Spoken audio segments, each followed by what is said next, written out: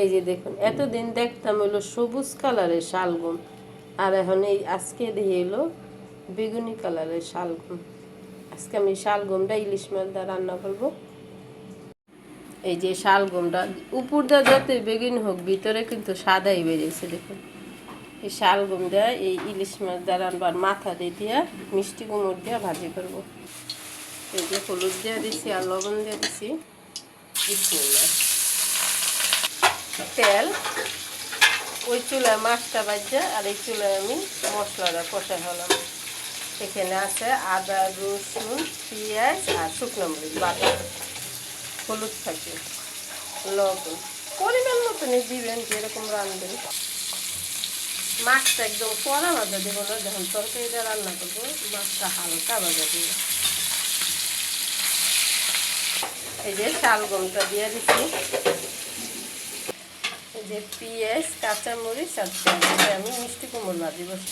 ইলিশ মাছের মাথা আর এই যে মশলার জন্য একটু মশলা, মিষ্টি কুমড়। এই যে এই পাশের চুলায় তরকারিটা কষাইতে দিয়ে দিচ্ছি। এই পাশে শালগম তো একটু পানি বেশি দিয়েই কষাইতে হইব। এই যে লবণ, ঢাকনা দিয়ে ঢাকা দিব, কিন্তু পানি দেব না। ভাজিটা পানি দিলে কেদা কেদা হয়ে যায়, নরম হয়ে যায়, বইলা যায়।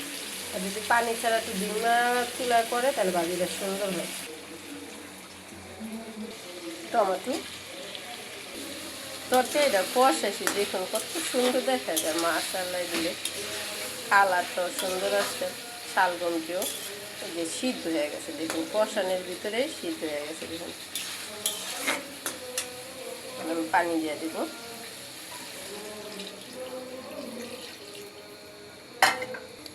মরিচ বাইটটা রান্না করলে বন্ধুরা তরকারির কালার অনেক সুন্দরই আসে, বাট মশলা খাইতেও অনেক স্বাদ ভালো আসে। কিন্তু আমরা তো আলসা হয়ে গেছি, বাটা বাটি করি না।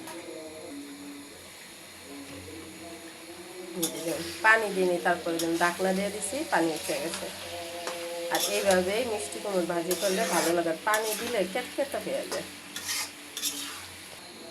এই যে বলক এসে পড়ছে, ঝোলটা বলক এসে পড়ছে না, মাছগুলো দিয়ে দিলাম। ছোট মাছ, কিন্তু মাছটা খাইতে ভালো লাগে। ছোট হইলে মাছটা মানে একটু ভালো, মানে যে একটা মাছ আছে লম্বা লম্বা, ওইটা খাইতে ভালো লাগে না। এই যে মিষ্টি কুমড় ভাজিটা আমার হয়ে গেছে, এখন আমি একটু ধনিয়া পাতা দিয়ে নামিয়ে নেব। মিষ্টি কুমড় ভাজিটা পুরোপুরি হয়ে গেছে। এই যে শালগম ইলিশ মাছের তরকারিটা আমার হয়ে গেছে, এখন আমি একটু ধনিয়া পাতা দিয়ে নামাই নেব।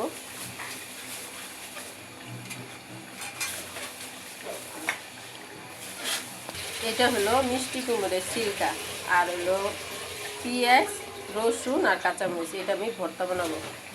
যদি ভিডিওটা ভালো লাগে লাইক শেয়ার। এই যে মিষ্টি কুমড়ের ছিলকা ধনিয়া পাতা দিয়ে ভর্তা বানিয়েছি, আর এই যে মিষ্টি কুমড়ো মাথা দিয়ে রান্না করছি, মানে ভাজি।